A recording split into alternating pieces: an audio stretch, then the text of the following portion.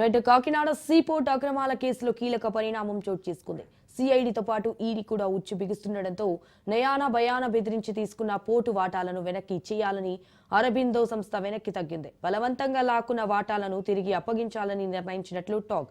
అయితే పోర్టు వెనక్కి ఇచ్చేసిన కేసుల్లో తగ్గేదే లేదా అంటోంది సిఐడి.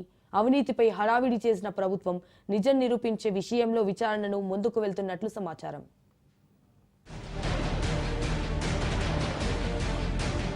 అరబిందో సంస్థ వ్యవహారం చూస్తుంటే అడుసు తొక్కనేలా కాలు కడగనేలా అన్న చందంగా మారినట్టు కనిపిస్తుంది. అధికారం తన చెప్పు చేతల్లోనే ఉందనే ధీమాతో నయానా భయానా బెదిరించి సీపోర్ట్లో వాటాలను చేజెక్కించుకున్న సంస్థ ఇప్పుడు తూచ్ మీ వాటాలు మీకు ఇచ్చేస్తామని చెబుతున్నట్టు జరుగుతున్న ప్రచారం అందరినీ ఆశ్చర్యానికి గురిచేస్తోంది. కేసు కొనసాగించాలా వద్దా అనే మీమాంసలో పడ్డ ప్రభుత్వం స్కామ్ వెలుగులోకి వచ్చినప్పుడు చేసిన హడావుడిని గుర్తు చేసుకుని విచారణ ముందుకు తీసుకెళ్లాలని డిసైడ్ చేసినట్టు సమాచారం. కబ్జా చేసిన కాకినాడ పోర్టును తిరిగిచ్చేసిన కేసులు మాత్రం అంత తేలికగా వదిలిపెట్టే అవకాశాలు లేవు. కేసును కొనసాగించేందుకే సిఐడి నిర్ణయించుకుంది.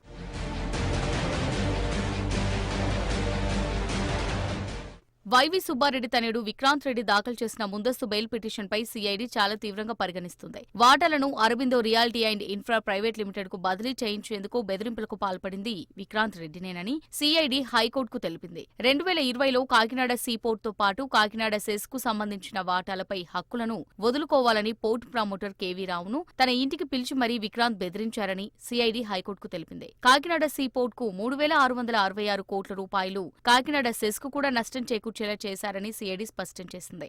అంతేకాదు ఆడిటింగ్ సంస్థతో కుమ్మక్కయి తప్పుడు నివేదికలు రెడీ చేయించడం, వాటితో నోటీసులు ఇప్పించడం లాంటివన్నీ విక్రాంత్ రెడ్డి కనుసన్నల్లోనే జరిగాయని అభియోగాలు మోపింది.